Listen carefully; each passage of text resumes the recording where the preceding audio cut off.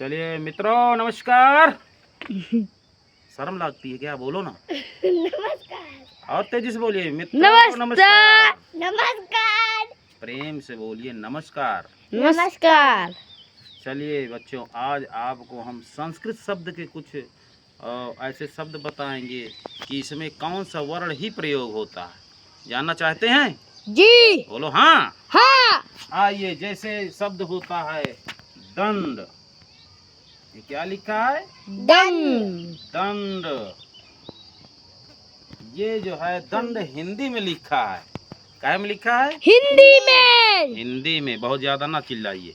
हिंदी में लिखा है। भाषा कोई भी बोलिए, प्रेम की भाषा बोली जाती है, मधुर भाषा, एकदम मीठी भाषा जिसको बोलते हैं। ठीक ना?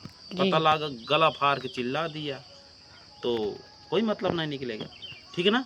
तो ये जो दंड लिखा है, इसको अगर हम संस्कृत में लिखेंगे तो कैसे लिखेंगे मालूम है? बोलो नहीं। नहीं। तो हाँ, ऐसे बोलिए। अब इसको हम लिखेंगे संस्कृत में। ये जो हिंदी में लिखा है, इसको कहे में लिखेंगे? संस्कृत में। संस्कृत भाषा में हम दंड को ऐसे लिखते हैं।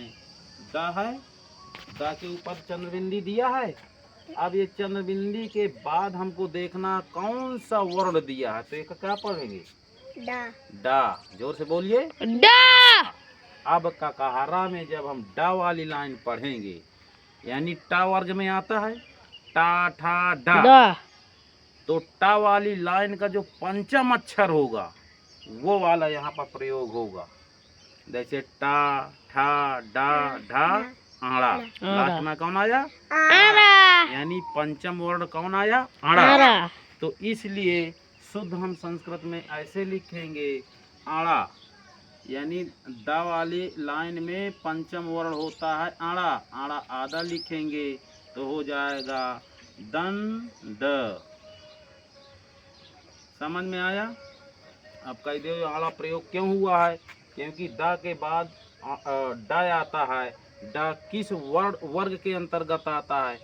मतलब ये वर्ण जिस वर्ग के अंतर्गत आता है उसी वर्ग का पंचम अक्षर लिखा जाता है, तब जा करके वो संस्कृत में शुद्ध शब्द होता है।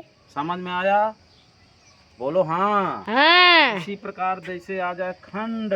क्या है? खंड। खंड। अब खा के ऊपर देखिए बिंदी है। बिंदी है। ठीक है ना? अब ये बिंदी के आगे लास्ट वाला वर्ण क्या है? बोलो डा। डा। डा ककाहरा के किस वर्ग के अंतर्गत आता है? टा ठा डा ढा आड़ा, यानी टा वर्ग के अंतर आता है। तो टा वर्ग का जो पंचम वर्ण होगा वो पंचम वर्ण यहाँ पर लिखा जाएगा। खा लिखिए। खा के बाद यहाँ पर आड़ा होगा, क्योंकि डा ढा आड़ा में आड़ा आता है। तो इसको हम संस्कृत में खंड इस प्रकार प्रयोग कर सकते हैं। अब तीसरा जैसे है चंचू। क्या है? चंचू। चंचू।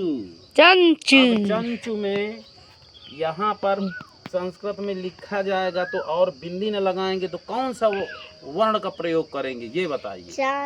बीच में कौन सा लिखेंगे? मान लीजिए हमको चंचू लिखना है।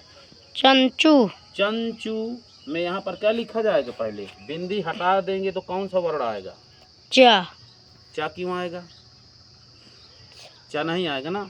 अभी बताएं, बिंदी जिस वर्ण के ऊपर उसके जस्ट आगे जो वर्ण है जी, उस वर्ण का पंचम वर्ण जो होगा वही वर्ण लिखा जाता है। जैसे चा है, चा वाला लाइन पढ़ो।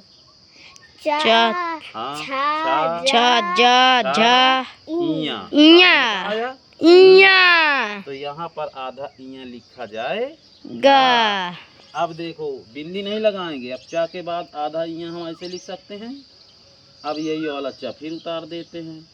ये बन गया क्या? चंचू। इसको हम हिंदी में प्रयोग करते हैं, इस शब्द को हम संस्कृत में प्रयोग करते हैं।